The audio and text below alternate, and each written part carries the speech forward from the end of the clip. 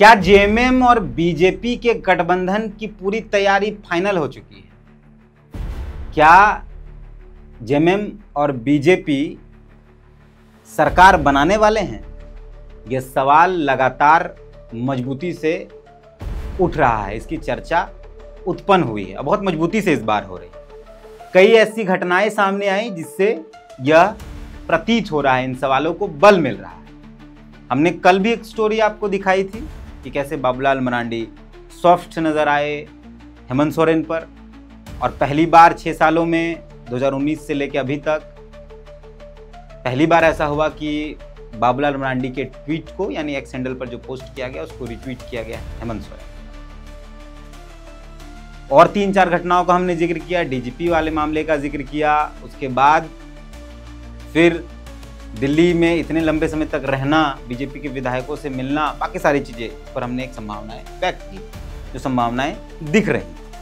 आज एक तस्वीर और बाजार में आई है और उस तस्वीर के साथ जो लिखा गया, जो राजनीतिक गणितज्ञ हैं, जो समझते हैं राजनीतिक के ताने बाने को, शायद वो इस बात पर बल देने पर मजबूर हो जाएंगे कि सब कुछ लगभग फाइनल है। तो ऐसी संभावनाएं जो पहले से जताई जा रही है। तस्वीर क्या है वो भी हम आपके बीच ले आएंगे।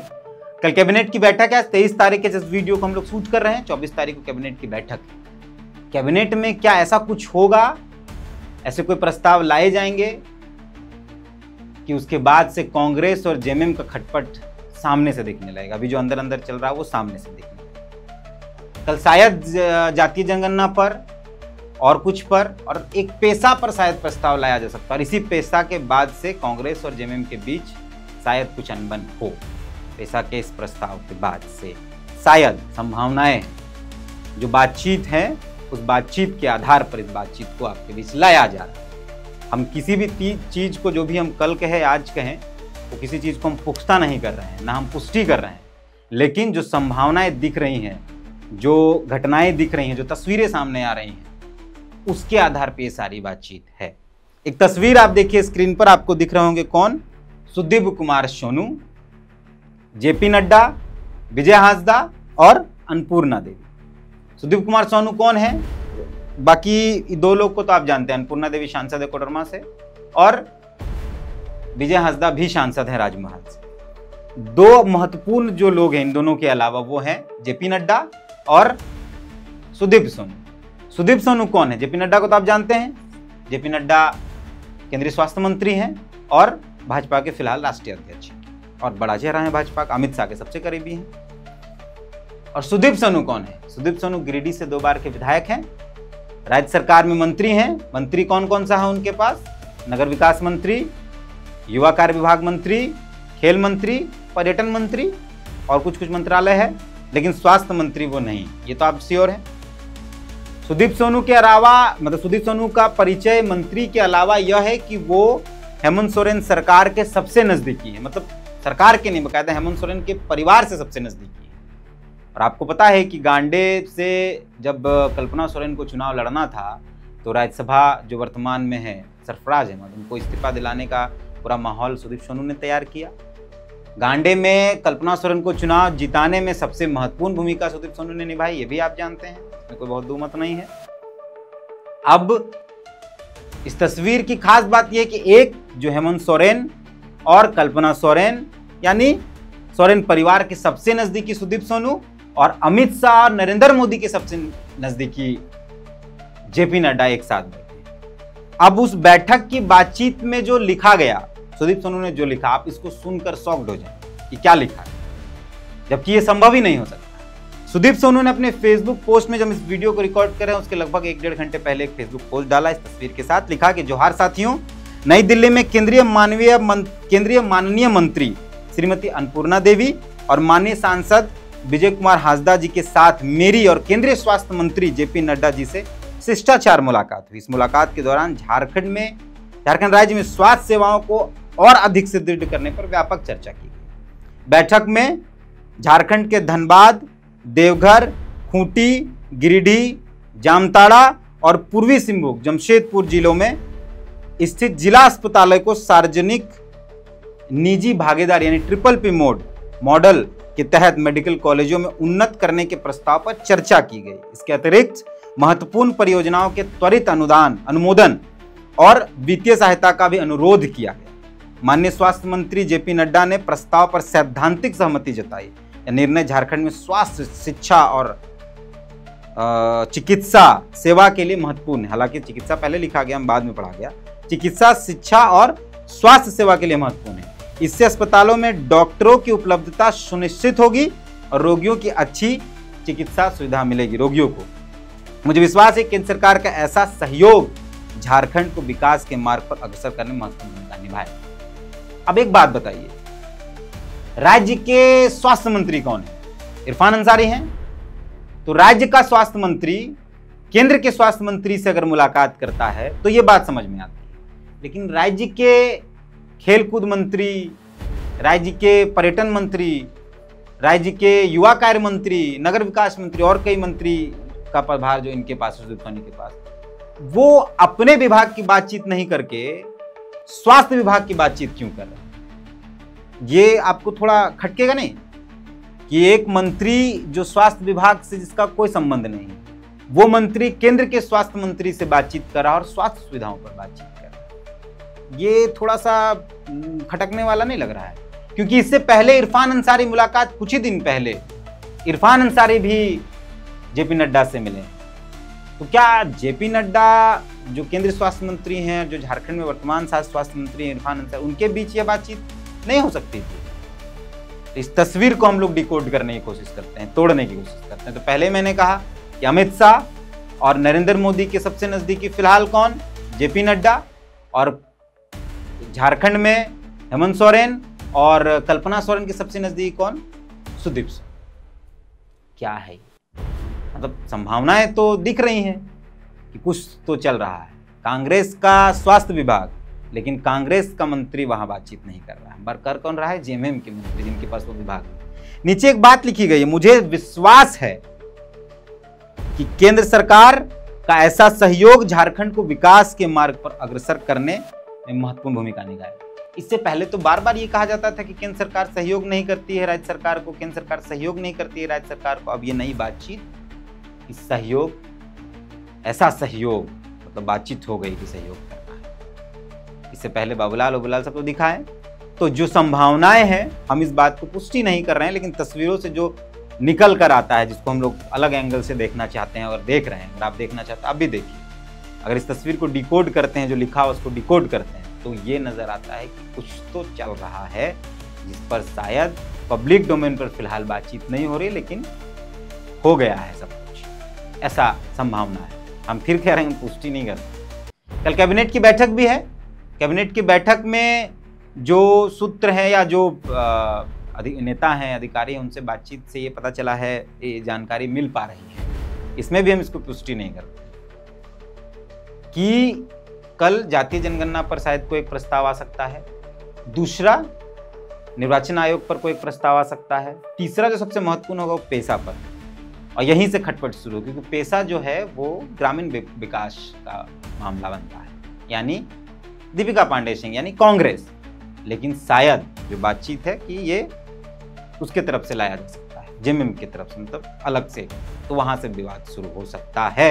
ये संभावनाएं जता जा रही हैं। कल होगा तो फिर बोलिए कि बताया नहीं आकाश, तुम इतना सब बता रहा है तो तुम मुझे बता देते। अब ये होगा कि नहीं होगा ये अलग मसला, लेकिन जो बातचीत है, जो संभावनाएं हैं, वो अगर ऐसा हुआ तो हम ये, कोई जरूरी नहीं कि होना ही होना, हो भी सकता है, हम ये कह रहे हैं, हम पुष्टि नहीं कर रहे हैं, हम कह रहे हैं कि ऐसी संभावनाएं हो सकती है कि कल से ही सारे मामले ये हो जाए।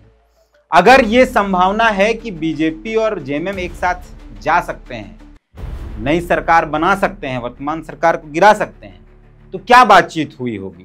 तो हम ये भी नहीं कह रहे हैं कि हो ही गया होगा। अगर ऐसी संभावनाएं हैं तो बातचीत क्या होगी? तो बातचीत बहुत हुआ होगा, तो जैसे बिहार चुनाव, तो ये सब कुछ बिहार चुनाव से होने पहले से होना चाहिए। जो भी होगा ये बिहार चुनाव से पहले ही होने की संभावना है, क्योंकि तब उसका असर बिहार चुनाव में पड़ेगा, तब बीजेपी को फायदा होगा। जेएमएम किन शर्तों पर काम कर सकती है या जेएमएम किन शर्तों पर बात कर रही होगी, अगर हो रहा है तो, बार बार कह रहे हैं संभावना अगर है तो जेएमएम को राष्ट्रीय पार्टी का दर्जा मिल सकता है। कैसे, वो बता दो। बिहार चुनाव एनडीए गठबंधन से लड़ सकती है जेएमएम, अगर ऐसी संभावनाएं बनी तो। फिर बंगाल में चुनाव है, वहां लड़ सकती है, छत्तीसगढ़ उनको लड़ाया जा सकता है, उड़ीसा लड़ाया जा सकता है। तब अगर बीजेपी थोड़ा सेक्रीफाइस करके जेएमएम को अपने सीट्स पर चुनाव लड़ाए तो जेएमएम जो है वो राष्ट्र पार्टी के दर्जे में चला जाएगा, जेएमएम को राष्ट्रपति का दर्जा मिलेगा। और जो इंडिया गठबंधन है उसमें जेएमएम को बहुत अच्छा जगह नहीं मिल रहा है बिहार चुनाव में। आपने देखा खटपट चल रहा है लगातार, राजद के लोगों ने कह दिया क्यों देंगे, लड़ना है तो लड़िए अकेले जितना लड़ना है। तो यहाँ से ये संभावना है कि जेएमएम को बीजेपी एनडीए में लेकर ये कर सकती है, ये संभावना है। बार बार कह रहे हैं, पुष्टि नहीं कर रहे हैं, ये संभावना है, ऐसा हो सकता है। एक तो पहला कि ये जेएमएम को राष्ट्र पार्टी का दर्जा मिल सकता है, दूसरा ये कि जेएमएम जो मैया सम्मान योजना लाई उसके बाद राज्य की जो वर्तमान स्थिति है, खासकर आर्थिक, अगर हम पैसा खजाना की बात करें तो उसमें डमाडोल स्थिति है, सब जानते हैं। कितना कर्जा चल रहा है, कितनों को पेमेंट नहीं मिला है, ये भी जानते हैं। तो इससे क्या होगा कि केंद्र और राज्य में एक सरकार होगी तो फंड जो रुके हुए हैं वो शायद आ जाए ताकि सरकार चलाने में बेहतर हो सके। ये एक काम हो सकता है। इस पर भी संभावना है कि जब वो केंद्र से जो बहुत सारे पैसे बकाए हैं, आने हैं, फंड्स आने हैं, बहुत नहीं आ पा रहे हैं, तो वो भी आ सकता है। तो एक तो सरकार को पैसे की दिक्कत जो है वो नहीं होगी, इस पर बातचीत हो सकती है, संभावना इस पर जताई जा रही है। तीसरा जो है वो ये है कि जेएमएम को केंद्र में अपना एक मंत्री पद मिल सकता है, वहाँ एक मजबूत दावेदारी हो सकती है। तो ये तीन संभावनाओं पर शायद बातचीत हो रही होगी, अगर इन शर्तों पर बातचीत हो रही है। अगर इस पर कोई संभावनाएं हैं कि दोनों साथ में आएंगे तो शायद हमको लगता है कि ऐसी चीज़ों पर बातचीत होनी है या ऐसी चीज़ों पर बातचीत हो रही होगी। संभावनाएं ऐसी जो भी बातचीत कर रहे हैं लोगों से, तो ये समझ में आ रहा है।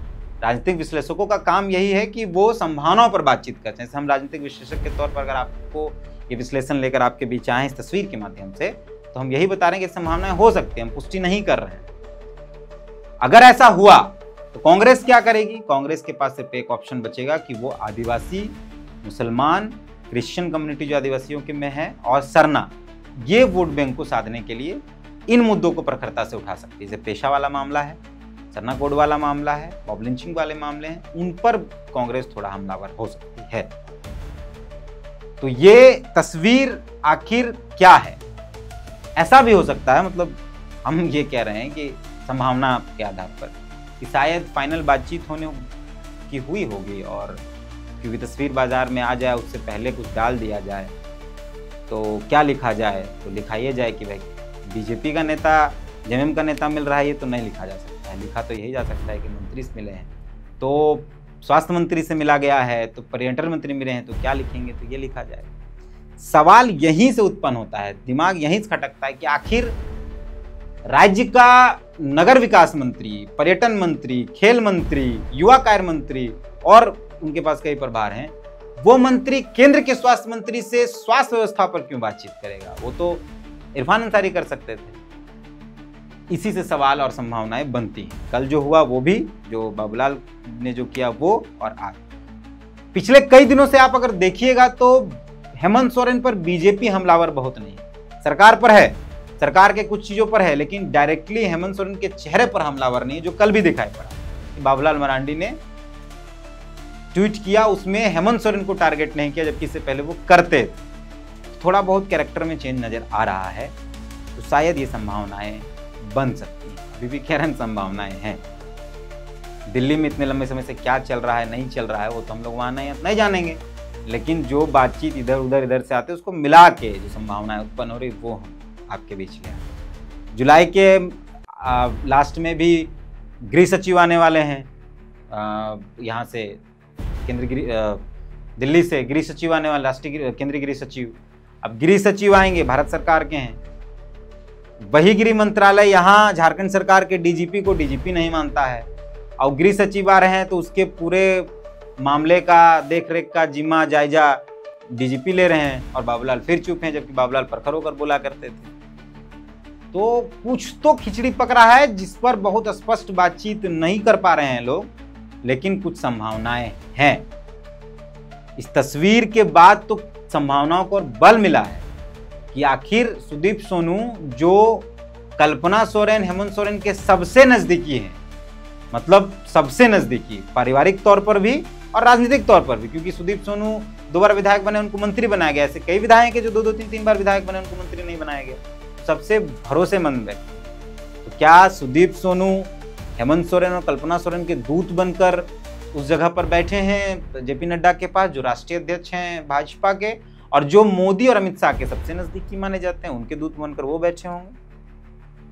तो ये सब कुछ संभावनाओं पर है, अभी भी पुष्टि हम नहीं कर रहे हैं।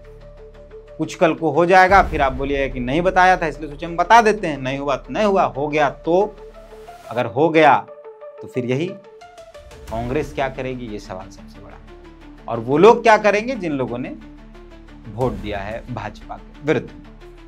फिलहाल इस वीडियो को यहीं समाप्त करते हैं। कई और अपडेट आपको लगातार हम देंगे, क्योंकि हम लोगों के पास जो सूचना है, गलत है कि सही है वो अलग मसला है, लेकिन जो सूचना है कि ये संभावना है कि भाजपा और जेएमएम एक साथ सरकार बना सकते हैं, कांग्रेस को बायकॉट कर दिया जा सकता है।